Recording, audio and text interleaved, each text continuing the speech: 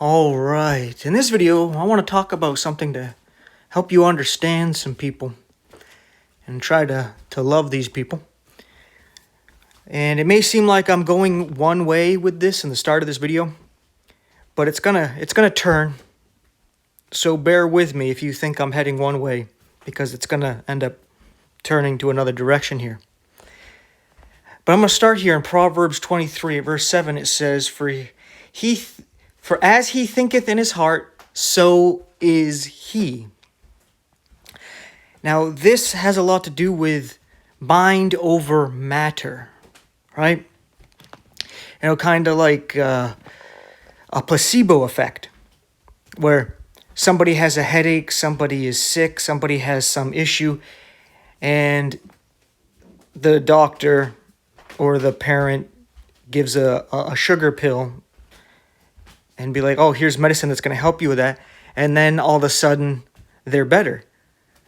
Now, this could be because the person's pretending, but let's say the person really is bothered, right? They really got something going on. But it shows the power of the mind where they believe that they received medicine, and because they took it, their mind acts as though they took the medicine and now counteracts the issue they had, right? It's basically faith. It wasn't the actual medicine that did anything. It was their faith that actually did something, right? Kind of like the woman who went after Jesus, and she had an issue of blood for 12 years, and she was like, you know what, if I could just touch the hem of his garment, I would be healed. She did all these different things, but her faith, all I got to do is touch his garment, and all these things that didn't work, doesn't matter. All I got to do is touch this. I did all these medicines and fancy stuff and put all my money into this, and none of it helped. But all I want to do is touch his garment, just the hem of it, a little corner of it, and I want to be healed. And she went and did it. And Jesus was like, who touched me? In the middle of a crowd. And they're like, what do you mean, who touched you? And then he ended up looking at the woman. And she was just like, it was me. If I just had this issue, and I knew if I just touched your garment, I would be healed. And all he said to her is like, your faith healed you. Just like he told others, your faith saved you, right? It's that faith, that believe and trust in God there that saves your soul. And I want to tie this to a couple other things here. Let's go to Mark 11:24.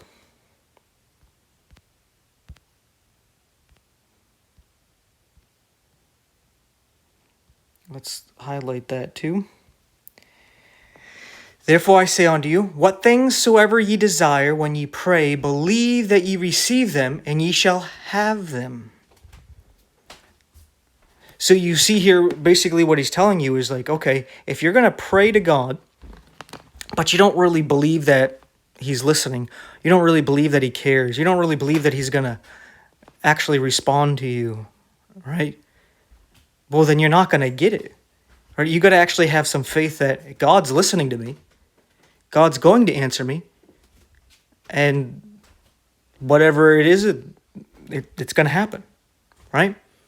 But we do need to understand when it comes to God that it has to be in accordance to his will. Like if you ask him to be king of the world and have all the money in the world and zero problems, you can have all the faith in the world, but he's not going to give that to you because it's not beneficial to you. It's like your child asking you, I want to eat ice cream for every meal of the day. And they really believe that you're going to say yes, but you're like, no. And it's not because you don't care about them. It's because that's not good. It's not good, especially for a growing child, right? It's not something you want to do. Right? But we see again this whole thing about the mindset. There's another one over here in James chapter 1 here. And let's highlight 6 and 7 here. And it says here, but let him ask in faith, nothing wavering. For he that wavereth is like a wave of the sea driven with the wind and tossed. For let not that man think that he shall receive anything of the Lord. So if you're not asking in faith, don't expect to receive anything, right? And this all comes down to the mind and the power of the mind. All this was coming to me because I was thinking about a video, a short little clip from somebody I checked out this morning. They were talking about this neuroscience that they're studying, and the power of the mind. And they were like, hey, you want to do a little quick experiment to show you the power of the mind? And they were like, all right, just take a moment to clear your mind for a second here, relax, close your eyes, try to clear out everything for a second here. And imagine you got some lemons, right? I don't know, you went to the store, you got them, you went out to your backyard, and you got a tree that grows them, or somebody just gave you some lemons, or I don't know, maybe there's just lemons in the fridge, and you're like, wow, how did I get lemons? But you got some lemons, and you go and you grab one, and you check it out, and you're like, okay, I'm going to cut this in half. And that's what you do. You cut it in half, and then you take one half of the lemon, and you hold it up, and then you squeeze it into your mouth. And if you actually took the time to do this, I did, and my mouth watered a little bit, like, woo. And I remember times thinking of something like that. I just picturing someone like biting into a lemon. You watch them bite into it, and sometimes you feel that little sting, little tingling in the mouth, like as if you did it yourself. It's like the power of the mind, right? And it was like, see, your mind, like at least the subconscious, doesn't know the difference between you really doing something and when you think about it.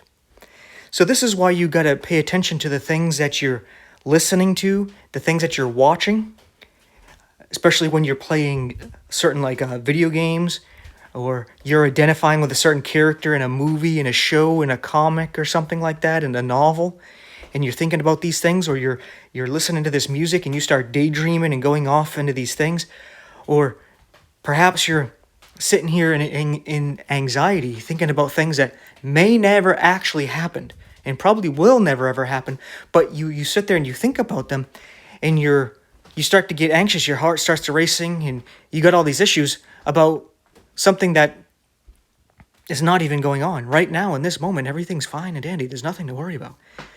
But if you focus the mind on it, the mind will start reacting as if it's, why are we thinking about this if it's not a problem, right? If it's not a problem, then why are we spending time on it? Let's deal with what's before us. Like the body's like, okay, if we're in a situation where there's a lion coming to get us, let's deal with that.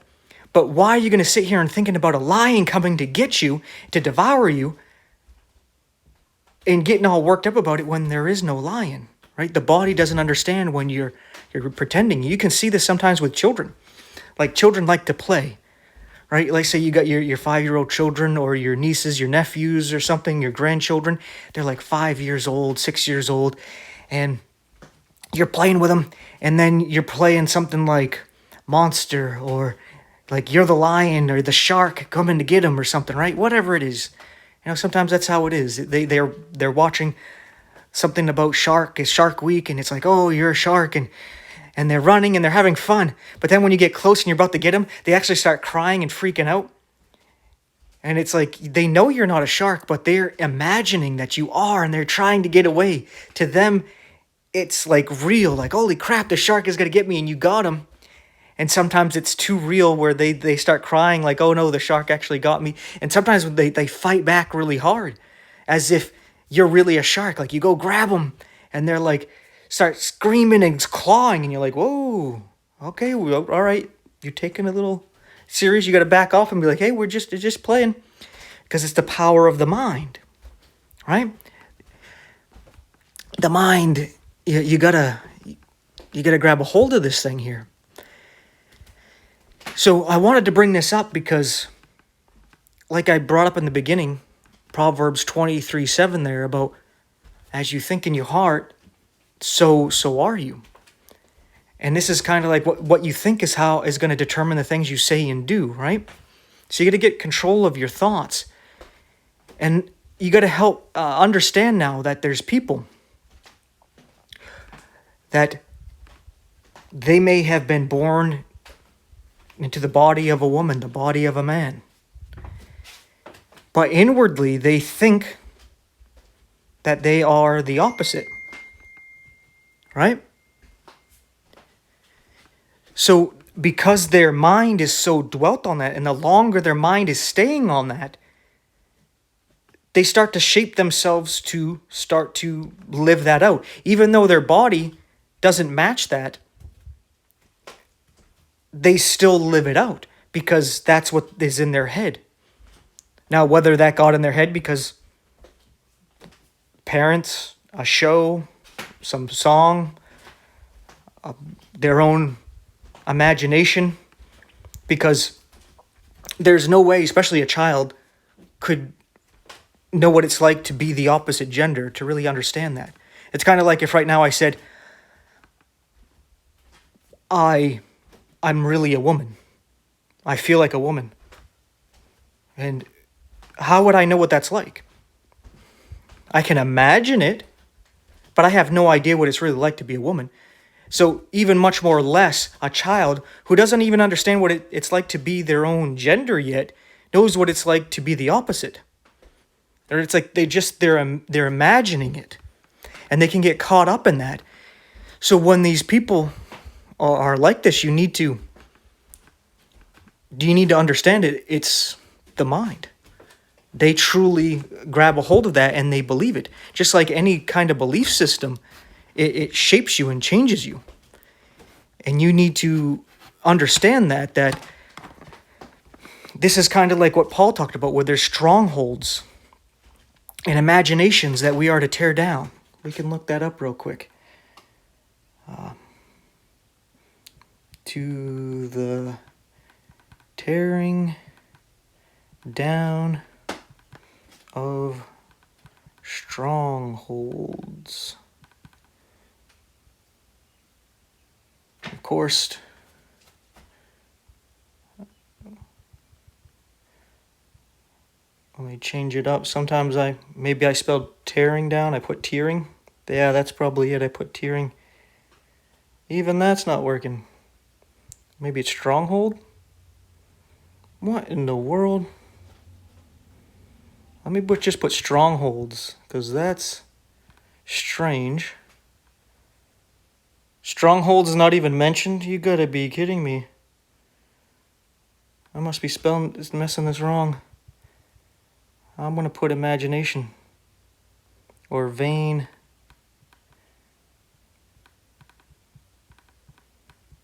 Because I don't remember the verse off the top of my head. Okay, so vain imagination doesn't appear. There's something wrong with this search here. Alright, we're gonna go and look for the New Testament here. You're telling me Paul never mentioned it. Maybe he put it plural. So let's check that out. Imaginations. There we go. Well, this is what I wanted to come to anyway. In 2 Corinthians 10, verse 4 says, "For the weapons of our warfare are not carnal, but mighty through God to the pulling down of strongholds, casting down imaginations, and every high thing that exalteth itself against the knowledge of God, and bringing into captivity every thought to the obedience of Christ." So you see here how there's imaginations. Just like the Old Testament tells us about, the heart is deceitfully wicked. It's the most wicked thing, is the heart. Who can know it? And then it says, as a person thinks in their heart, so are they. Well, these things are imaginations. And you need to understand that these people have this imagination of themselves in their heart, and they believe it. This also ties to people who are narcissistic, people that are arrogant and egotistical, like they think that they're never wrong. That's an imagination within themselves, and they build up a stronghold and a tower to promote this. And when you bring them the truth, you're not as high and mighty as you think you are. I don't know why you think you're up on this level and that you're never wrong and all this. A lot of times they'll sit in their stronghold and they try to fight back. Right? But our weapons are spiritual to tear these imaginations down. Right? Kind of like somebody's a narcissist, be like, hey, you think that you can do these things, but nobody else can. You know, you're putting yourself on a level above others. You need to eat some humble pie here. Right? And then there's the young lady who thinks she's a man. Like, oh, really? So you're going to go compete in women's sports now, are you? I mean, men's sports? And compete in the men and these kind of things? Or is that something you're going to do? You're going to join the infantry? You're going to work on an oil rig or something? Like, do you no longer have to do your monthly cycle? I mean, you cast down the imagination. But you understand that it's something they truly believe. And it's a stronghold, so it's like a castle that you're besieging. Don't expect to just walk in and kick it over and they're going to be all happy about it. No, it's the little home that they have built. Right? The same thing, you got this man who's like, well, I'm a woman. Like, oh, okay, so when are you going to have your first baby? When's that going to happen? Oh, your body can't actually do that. Okay, so what makes you think you're a woman then?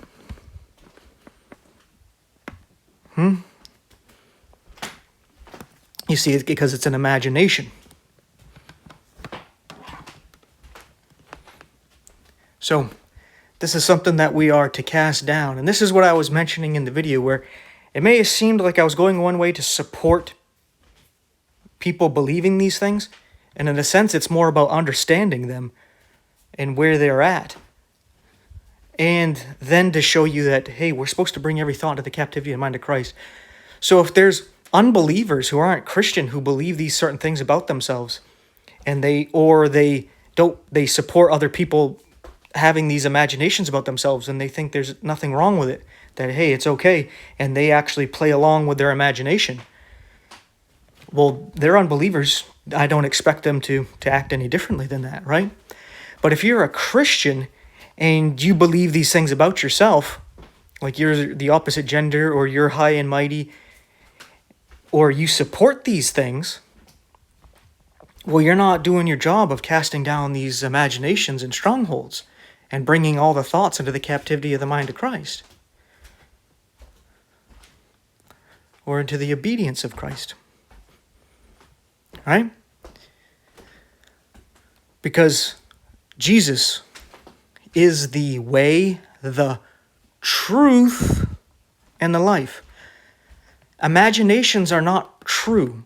So if you're imagining you're the opposite gender, you're imagining that you're never wrong, you're imagining that it's justified for you to say and do these things, but not for other people to say and do those things to you. Or if you're sitting there in anxiety about worrying about tomorrow or whatever it may be, you're acting as though your imagination, which is fine to use when you're using it intentionally to try to figure something out. Like you're imagining what path I'm going to take to get to grandma's house. What route am I going to take? Right? You're using your imagination to figure something out. Oh, this road is blocked. Okay, now I'm going to think in my head, what's the best alternate route I can go to?